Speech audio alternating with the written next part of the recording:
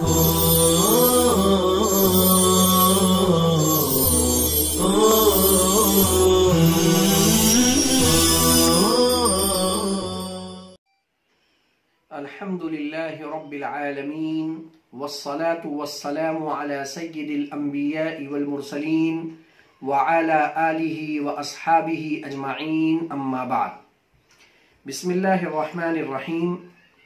अजीज तलबा, गुज़िश्ता कल की मजलिस में कायदा मुसालहत मा मिसाल बहसे सालिस के तहत पेश किया गया, जिसका हासिल ये था कि सुलह करने वाले वारिस को भी असले मसअला में दीगर वरसा के साथ शरीक करके मसअला बनाया जाएगा। आज की इस मजलिस में बहसे राबे के तहत एक सवाल और उसका जवाब कि सुलह करने वाले का हिस्सा जब असले मसअला से हमें घटाना ही है तो उस सुलह करने वाले को मसअले में शुरू से ही शरीक ना किया जाए, क्योंकि उसको एक मर्तबा शरीक करना फिर उसके हिस्से को असले मसअला से घटाना ये डबल अमल हो जा रहा है। लिहाजा मुसालिह यानी सुलह करने वाले को असले मसअला में शरीक ही ना किया जाए, इसलिए कि उसको तो तरके में से बाकी तरके में से कुछ देना ही नहीं। इसका जवाब यह है कि अगर हम सुलह करने वाले को असले मसअला में दीगर वरसा के साथ शरीक ना करें तो बड़ी खराबी लाजिम आएगी। उसको हम एक गुज़िश्ता कल की मिसाल से हम समझते हैं कि वो खराबी कैसे लाजिम आएगी। लिहाजा फोकस करें बोर्ड पर। यह आपने देखा, ये मिसाल हमने गुज़िश्ता कल पेश की थी कि ज़ौज को अदम औलाद की वजह से निस्फ दे दिया, माँ को सुलुसुल कुल दे दिया, चचा को असबा बना दिया। पहले लाइन का निस्फ दूसरे लाइन के बास के साथ जमा हुआ, मसअला 6 से बना।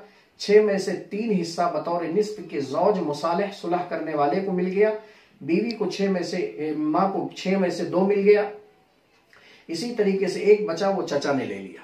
अब आपने यहां देखा कि ज़ौज ने तरके के किसी मसलन ज़ौज पर बीवी का दैने महर कर्ज था। शोहर ने ये कहा कि मेरे जिम्मे जो दैने महर कर्ज है वो भी तरके में शामिल है, लिहाजा मैं उस दैने महर को अपने ऊपर माफ करवा के तरके के दीगर हिस्से से दस्तबरदार होता हूं। तो हमने क्या किया कि उसके 3 हिस्से को 6 से माइनस करके 3 हिस्सा हमने तस्लीम किया कि अब तरके के 6 हिस्से नहीं होंगे बल्कि 3 होंगे। 3 में से 2 माँ ले लेगी और एक चचा ले लेगा। साइल ये सवाल कर रहा है कि जब ज़ौज मुसालिह का हिस्सा असले मसअला से हमें घटाना ही है और इसको माबाकी या मौजूदा तरके में से कुछ नहीं देना है तो इसको मसले में शरीक ही ना किया जाए। तो इसका जवाब यह है कि अगर हम मुसालिह यानी सुलह करने वाले वारिस को मसअले में शरीक ना करें तो बड़ी खराबी लाजिम आएगी। और वो खराबी इस तरीके से कि ज़ौज की मौजूदगी में माँ को 2 मिल रहा है। अगर हम ज़ौज को शरीक ना करें तो माँ को सुलुस मिलेगा, चचा असबा बनेगा, मसला 3 से बनेगा और 3 का सुलुस 1 होगा। लिहाजा माँ को बजाय 2 मिलने के 1 मिलेगा और चचा को बजाय 1 मिलने के 3 में से 2 बचा हुआ बरबिनाए आसूबत के वो ले लेगा। तो ये एक बड़ी खराबी है। इस बड़ी खराबी से बचने के लिए मुसालिह यानी सुलह करने वाले वारिस को भी मसअले में शरीक किया जाए। तखारुज से मुताल्लिक 5 अहम फवाइद। फ़ायदा उला, तारीफ़ सुलह मा रुकुन व शराइत। सुलह के लुग़वी व इस्तिलाही माना। सुलह लुग़तन मुसालहत यानी हालात के मुवाफिक होने को कहते हैं, जो मुखासमत यानी हालात के ना मुवाफिक होने की ज़िद है। इमाम राग़िब रहमतुल्लाह अलैह फरमाते हैं कि सुलह लोगों के माबैन नफरतों के इजाले के साथ में खास है। इस्तिलाही मीरास में सुलह उस अक़्द का नाम है जिसको बाहमी रजामंदी से रफ़े मुनाज़ा के लिए वज़ा किया गया। आपस की रजामंदी से झगड़े को ख़त्म करने के लिए जो अक़्द की शक्ल इख्तियार की जाती है उसको सुलह कहते हैं। अरकान सुलह 2 हैं, इसलिए कि ये भी मिन जुमला उक़ूद में से एक अक़्द है। और जैसे कि आपको मालूम है जितने भी उक़ूद हैं उन सारे उक़ूद के अंदर अरकान की हैसियत से ईजाब और कबूल हैं। ऐसे सुलह भी जब अक़्द है तो यहां पर भी अरकान ईजाब और कबूल होंगे। शराइत सुलह, सबसे पहले मुसालिह की शर्त यानी सुलह करने वाले की शर्त। तो सुलह करने वाले का आकिल होना जरूरी है, बालिग होना शर्त नहीं है। नंबर 2 पर मुसाले अनहु यानी मुतनाज़ा फी शय की शुरूते सलासा। सबसे पहली शर्त मुसाले अनहु ऐसा हक हो जो सुलह जो मुसालिह के लिए महल में साबित हो, साबित भी हो और महल में भी साबित हो। बस अगर मुसाले अनहु किसी मुसाले अनहु मुसालिह के लिए किसी हक का वजूद ना रखता हो या महल में साबित ना हो तो ये सुलह करना बातिल होगा। अब इसको मिसाल से समझ लें कि अदमे वजूद हक की क्या मिसाल होगी। मसलन मुतल्लका औरत अपने शोहर के कब्जे में उस बच्चे का दावा करे जो उससे पैदा हुआ है और आदमी इनकार करे। अब अगर ये मुतल्लका खातून किसी चीज पर अपने शोहर से सुलह करे तो ये सुलह बातिल है।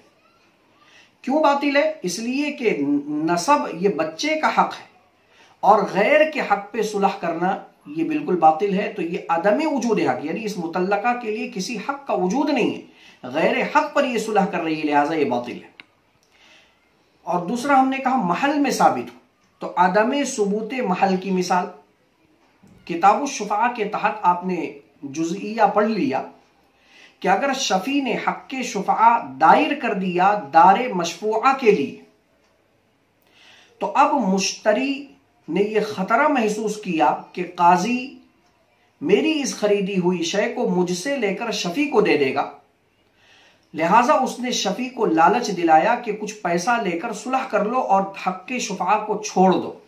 अब अगर शफी वो बदल ले लेवे और उस पर सुलह करते हुए अपने हक के शुफा को छोड़ देवे तो ये भी सुलह बातिल होगा और वो उस बदल का भी हकदार नहीं होगा, क्योंकि शफी के लिए तो बस हक के तमल्लुक साबित है जिसका महल में कोई असर नहीं है।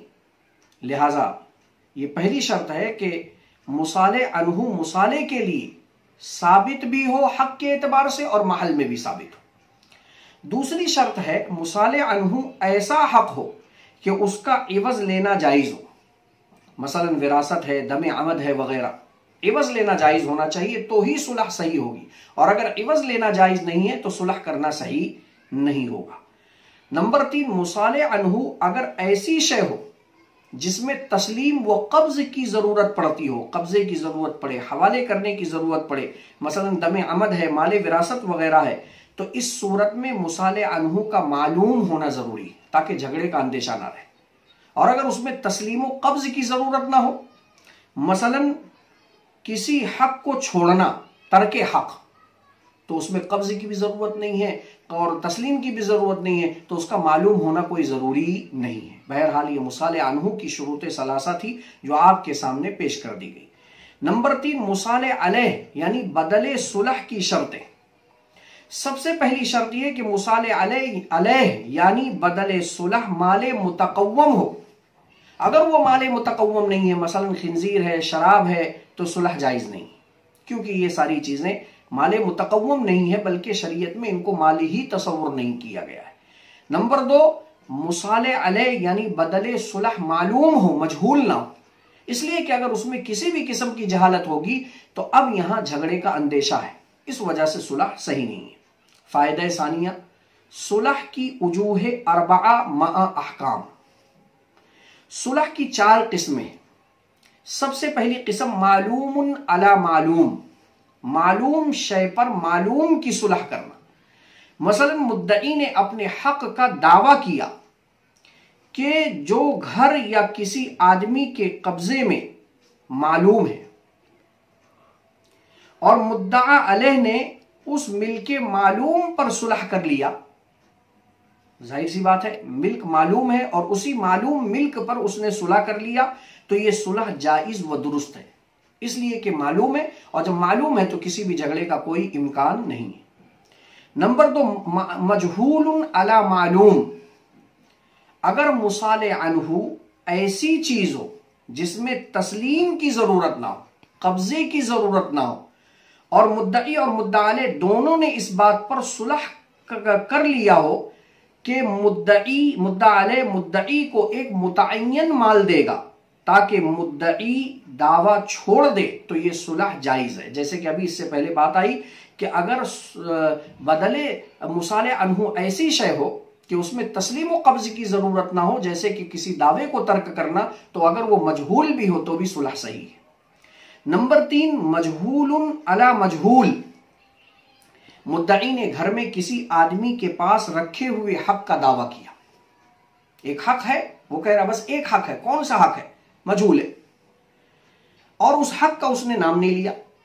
मुद्दा अलैह मुद्दई के पास किसी हक का दावा करता है, मुद्दई भी दावा कर रहा है और मुद्दा अलैह भी मुद्दई के पास किसी रखे हुए हक का दावा करता है और वो हक का नाम नहीं लेता है, और दोनों एक दूसरे से कहते हैं मेरा तेरे ऊपर जो हक है उसको मैंने माफ किया, और वो कहता है कि मेरा जो तेरे ऊपर हक है मैंने उसको माफ किया, तो ये सुलह जायज नहीं। नंबर 4, मालूमुन अला मजहूल। यानी अगर वो शय ऐसी हो जिसमें कब्जे की जरूरत हो, मसलन वो शय माल वगैरह हो और उसमें जहालत हो, तो ऐसी सुलह जायज नहीं है। इसलिए कि अभी बात आ चुकी कि सुलह में अगर बदले सुलह मजहूल है तो झगड़े का इम्कान है, लिहाजा सुलह जायज नहीं। फायदा सालिसा मल फर्क बैन तखारुज व सुलह। सुलह और तखारुज में क्या फर्क है?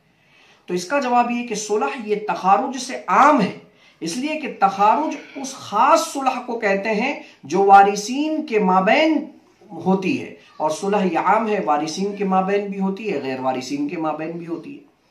फायदा राबिआ, चौथा अहम फायदा, तखारुज में अगर बदले तखारुज तरके के अलावा किसी वारिस की अपनी ममलूका शय हो तो तखारुज का क्या हुक्म होगा?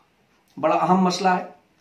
मसलन एक शख्स की बीवी का इंतकाल हुआ, उसके बीवी के तरके को जब तकसीम किया गया तो उसकी बीवी की कोई खास शय किसी वारिस के पास चली गई। शोहर को वो चीज बतौर निशानी के चाहिए थी या और किसी मकसद के लिए चाहिए थी। शोहर अपनी जाती ममलूका शय देकर उस वारिस को बीवी के तरके में से जो मिला हुआ हिस्सा है, मिली हुई शय है, अगर उसको लेने पर सुलह करे तो ये सुलह भी तखारुज के अंदर जायज है। जैसे इसको हम थोड़ा मिसाल से समझ लें ताकि बात वाज़ेह हो जाए। ये आप देख रहे हैं नीचे वाली मिसाल, एक शख्स की बीवी का इंतकाल हुआ, जौज है, उसको आदम औलाद की वजह से निस्फ दे दिया, माँ है उसको सुलुसुल कुल दे दिया, चाचा है उसको हमने आसबा बना दिया। पहले लाइन का निस्फ दूसरी लाइन के बास के साथ जमा हुआ, मसला 6 से बना, 6 में से निस्फ बतौर निस्फ 3 ये शोहर को दे दिया, 2 सुलुसुल कुल के तौर पर माँ को दे दिया, 1 बचा वो चचा ने ले लिया। अब प्रॉपर्टी के 6 हिस्सों में से एक हिस्सा जो चचा को मिला, तो चचा के हिस्से में इस शोहर की कोई शोहर के बीवी की कोई मखसूस शय चली गई और ये शय शोहर लेना चाहता है, तो शोहर ने चचा से ये सुलह किया कि मैं अपनी ममलूका शय, इसकी तरके से उसका कोई लेना देना नहीं, बदले तखारुज अब यहां तरके में नहीं है, यहां बदले तखारुज जो दैने महर है वो तो तरके का हिस्सा है, लेकिन यहां शोहर चचा को जो चीज दे रहा है वो बदले तखारुज तरके का हिस्सा नहीं है। लिहाजा ये कह रहा है कि मैं तुम्हें बदले तखारुज के तौर पर, बदले सुलह के तौर पर अपनी कोई ममलूका शय देकर मेरी बीवी की ये शय जो एक हिस्से के तौर पर आपको मिल चुकी है ये मैं लेना चाहता हूं, तो ये तखारुज की ये शक्ल भी जायज है। लिहाजा अब ये करेंगे कि चचा का जो एक हिस्सा है वो एक हिस्सा ऊपर से माइनस नहीं होगा बल्कि शोहर के हिस्से में प्लस हो जाएगा। लिहाजा आपने देखा शोहर का अपना जाती हिस्सा 3 है और सुलह के तौर पर उसने एक हिस्सा और हासिल कर लिया, मजमूई सिहाम अब शोहर का 4 हो गया, 4 और 2 6, अब भी मसला 6 से है, प्रॉपर्टी के अब भी 6 हिस्से होंगे। लिहाजा ये चचा इसकी जाती ममलूका शय को लेकर अपना हिस्सा शोहर को दे देगा, ये भी सुलह की एक किस्म है जो तखारुज में जायज है। 5वां अहम फायदा, अजीज तलबा, कभी ऐसा होता है कि कोई मूरिस अपनी जिंदगी में किसी वारिस को अपनी कोई मुतअय्यन ममलूका शय कब्जे में दे देता है और वो उसका मालिक बना देता है, लेकिन एक शर्त लगाता है कि मेरे मरने के बाद आप मेरी दीगर प्रॉपर्टी से दस्तबरदार हो जाएंगे। गोया कि ये हिबा बिशर्तिल इवज है। अब इसका क्या हुक्म होगा? तो इसका जवाब यह है कि जिस वारिस ने कोई मुअय्यन शय ले ली इस हाल में कि मरने वाले ने अपनी जिंदगी में इसको ये कहकर दिया था कि मैं ये मुतय्यन शय आपको इस शर्त पर देता हूं कि मेरे मरने के बाद दीगर प्रॉपर्टी से आप दस्तबरदार हो जाएंगे, लेने वाला जब तक इस शर्त को पूरा करेगा वो उस शय का मालिक होगा। लिहाजा अब अगर इस शख्स का इंतकाल होता है और ये शख्स अगर तरके का दावा करता है तो ये शय जो इसको दी गई है ये भी तरके में शामिल होगी और फिर उसको उसका हिस्सा दिलाया जाएगा। और अगर वो ये चाहता है कि मैं इसी शय को लेकर अलग हो जाऊं और दीगर तरके से दस्तबरदार हो जाऊं तो ये चीज इब्तिदा में तो हिबा बिशर्तिल इवज के हुक्म में होगी और इंतहाअन ये तखारुज के हुक्म में होगी। बहरहाल ये हिबा बिशर्तिल इवज जो इब्तिदा में थी, इंतहा के एतबार से अगर वो इसी सुलह पर बरकरार रहता है तो ये तखारुज की शक्ल में तब्दील हो जाएगी। इस तरीके से उसके लिए उस मुतय्यन शय को लेकर दीगर तरके से दस्तबरदार होना शरअन जायज होगा। अक्तफी अला हाज़ल क़द्र। अस्सलामु अलैकुम व रहमतुल्लाहि व बरकातुहू।